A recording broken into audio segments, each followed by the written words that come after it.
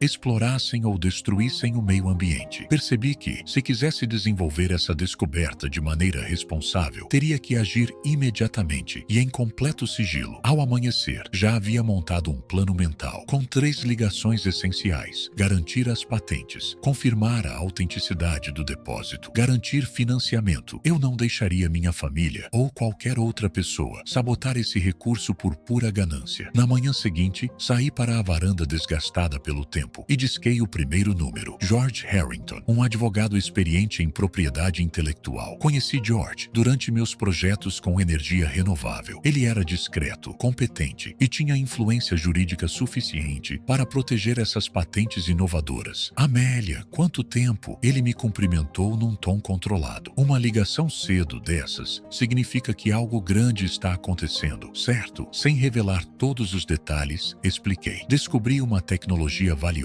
O trabalho do meu avô. Preciso protegê-lo com o máximo de sigilo. George não perdeu tempo. Em 1 hora, enviei-lhe um pacote digital seguro, contendo todas as inovações de Lionel na extração de lítio. Ele garantiu que registraria as patentes sob uma empresa de fachada, evitando qualquer conexão com a família Donovan. Era uma medida defensiva crucial. Charlotte ficaria furiosa se descobrisse que as patentes estavam fora de seu alcance. Minha segunda ligação foi para Bella Kim, uma geóloga renomada, que já foi professora universitária antes de ingressar no setor de mineração de alto nível. Trabalhamos juntas em um estudo sobre energia verde. Então ela conhecia minha dedicação ao progresso sustentável. Amélia, Bella soava surpresa e divertida. Isso é inesperado. O que posso fazer por você? Preciso da sua avaliação profissional sobre algo grande, disse, deliberadamente vaga. Você precisa ver pessoalmente para entender. Intrigada, Bella chegou ao rancho Donovan 2 dias depois, trazendo equipamentos sofisticados. Após horas analisando a propriedade, ela voltou com olhos arregalados e eletrificados. Amélia, você tem ideia do que está sobre? Com base nesses resultados, este pode ser o maior depósito de lítio dos Estados Unidos. Talvez até além disso. Se o método do seu avô for tão eficiente quanto parece, isso pode redefinir toda a cadeia de suprimentos global de lítio. Mesmo esperando essa confirmação, ouvir isso de uma especialista me fez sentir um pico de adrenalina. Se conseguíssemos explorar esse depósito com responsabilidade e aperfeiçoar o método de Lionel, poderíamos nos tornar pioneiros na transição para a energia mais limpa. Bella prometeu seu apoio incondicional. Minha terceira ligação foi para Owen Chambers, um investidor de risco influente, conhecido por financiar startups inovadoras e tecnologias sustentáveis. Owen, descobri algo com potencial para transformar completamente o mercado de lítio, disse. Ele se interessou na hora. Estou em Los Angeles por mais alguns dias.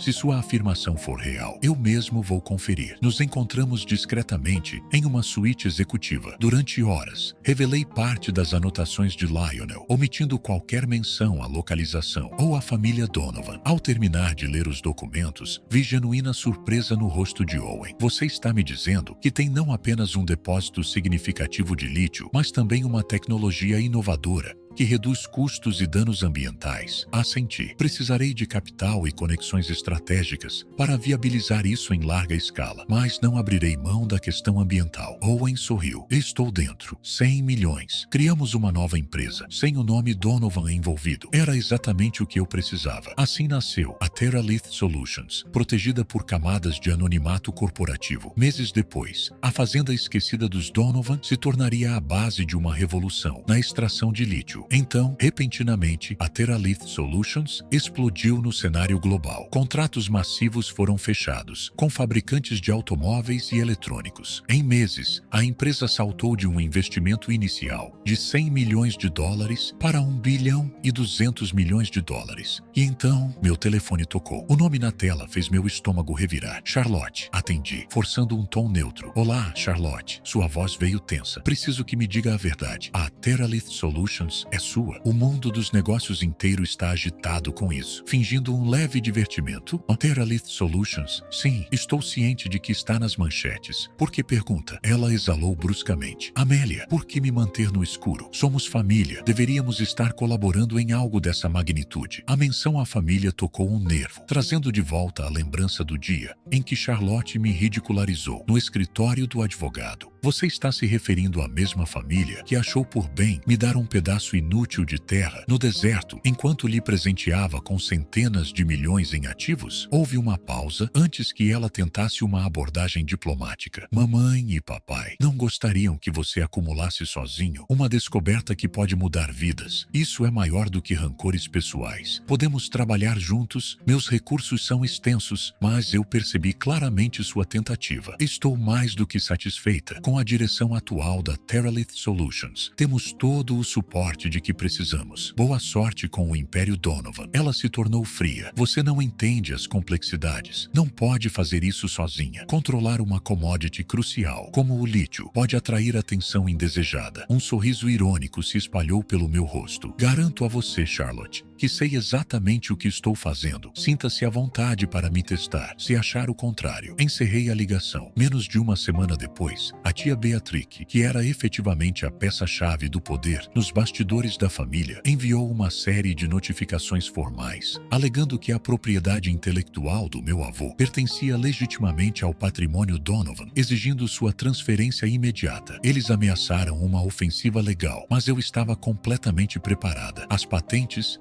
registradas sob um trust meticulosamente estruturado, eram a prova de contestação. A Terralith Solutions estava protegida por uma rede de empresas de fachada, sem qualquer ligação direta com o nome Donovan. Mesmo que meu pai tivesse buscado aquele laboratório subterrâneo, ele nunca o encontrou, e todos os documentos relevantes estavam agora seguros ou realocados. As alegações legais desmoronaram tão rápido quanto foram apresentadas, levando a um raro conselho emergencial da família na luxuosa mansão Donovan em Manhattan. Inicialmente, não vi razão para comparecer, mas, ao reconsiderar, pareceu valer a pena testemunhar o pânico deles em primeira mão. Entrei na ampla sala de conferências, um espaço repleto de mármore negro e do eco sutil de incontáveis negociações fechadas por meu pai. Lembrei-me de como me descartaram como uma mera nota de rodapé. Agora, me observavam com olhares cautelosos, inseguros sobre como proceder. Tia Beatrix iniciou seu discurso calculado. Amélia, precisamos discutir sérias preocupações sobre os bens da família Donovan. Com as mãos nos bolsos, encarei cada rosto. Bens da família. Repeti, recordando como antes me consideravam irrelevante. Charlotte tentou uma expressão conciliadora, entrelaçando os dedos. Podemos fazer coisas extraordinárias se trabalharmos juntas. A Terralith pode ascender a alturas inimagináveis. Ao invés de responder, retirei da bolsa um dos cadernos do vovô Lionel e folheei Caminhei até uma página onde ele havia rabiscado: apenas Amélia acredita no verdadeiro potencial desta terra. Então, li em voz alta, deixando o peso daquelas palavras pairar no ar. No silêncio que se seguiu, coloquei o caderno sobre a mesa e declarei calmamente: meus pais nunca acreditaram que eu seria capaz de realizar algo de valor. Esse foi o erro fatal deles. Deixando meus parentes atordoados para trás, saí da sala com uma onda de triunfo. A história estava longe de acabar. Eu os conhecia bem o suficiente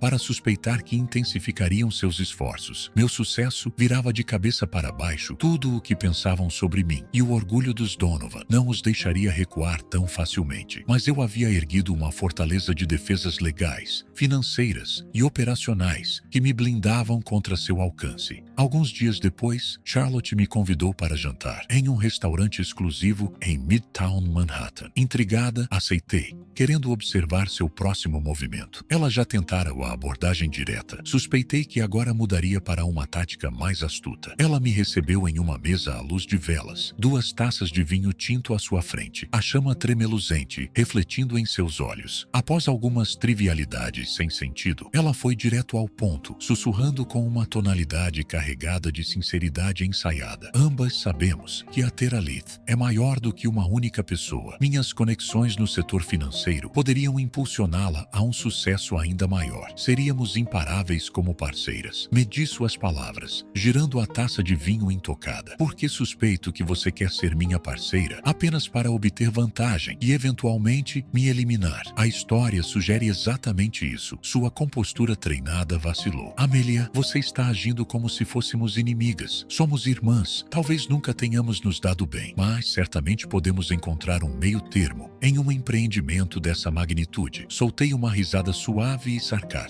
Como o papai encontrou um meio termo com o vovô Lionel, deixando-o sem qualquer poder real, até que não lhe restasse escolha a não ser desaparecer no deserto. Com sua última invenção, a máscara de Charlotte rachou. Essa comparação não é justa, mas eu continuei, implacável. Seu conceito de parceria me colocaria sob um conselho leal a você, ou relegada a uma posição subsidiária, enquanto o nome Donovan assumiria o controle. Não caio mais em promessas vazias, Charlotte. Suspirando, ela murmurou algo sobre eu estar sendo míope. Bebi a última gota de água do meu copo, deixei o vinho intocado e me levantei. Boa sorte com seus outros investimentos. A Teralith está prosperando sem sua interferência. Deixei-a ali, sua frustração evidente enquanto eu saía. Pouco depois, tia Beatriz me ligou, sua voz trêmula de emoção. Amelia, você está manchando o legado dos Donovan. Isso não é o que Henry e Margaret teriam desejado. Apertei o telefone com mais força, recordando o quanto me senti invisível enquanto meus pais estavam vivos. Eles ficariam horrorizados, sim, respondi, mas com seu próprio erro de julgamento, não com o meu. E desliguei, encerrando de vez suas ilusões. O alívio foi imensurável. Eu era finalmente minha própria pessoa, sem necessidade de aprovação ou desaprovação deles. Nas semanas seguintes, a impecável fachada de Charlotte começou a ruir sob a pressão financeira. Antes a estrela incontestável da fortuna Donovan, ela fez uma série de investimentos imobiliários especulativos que fracassaram, forçando-a a vender ativos de alto padrão com prejuízo. Enquanto isso, a ascensão meteórica da Teralith Solutions continuava imbatível. Logo descobri pelas notícias de negócios que a cobertura de Charlotte em Manhattan estava à venda para cobrir suas dívidas. Instruí discretamente uma de minhas empresas de fachada, já fortalecida pelo valor crescente das ações da Teralith, a adquiri-la por um preço consideravelmente reduzido. 2 semanas depois, Charlotte me ligou, sua confiança inabalável agora inexistente. Nos encontramos em um café discreto. Amélia, aquela cobertura, você comprou, não foi? Por favor, me deixe comprá-la de volta. Só preciso de mais tempo. Olhei-a nos olhos. Não, a única palavra drenou toda a cor de seu rosto. Respirei fundo antes de continuar. Lembra-se daquele dia no escritório do advogado, Charlotte? Você riu quando fiquei com o rancho e disse que, se eu ficasse em apuros, deveria pedir ajuda. Ela engoliu em seco, incapaz de responder. Se precisar de assistência agora, entre em contato com o setor de investidores da Teralith Solutions. Tenho certeza de que o tratarão com justiça. E a deixei ali, arrasada. O rancho, minha herança, inútil, havia se tornado meu maior triunfo. No final, a vingança foi desnecessária. Meu sucesso falava por si.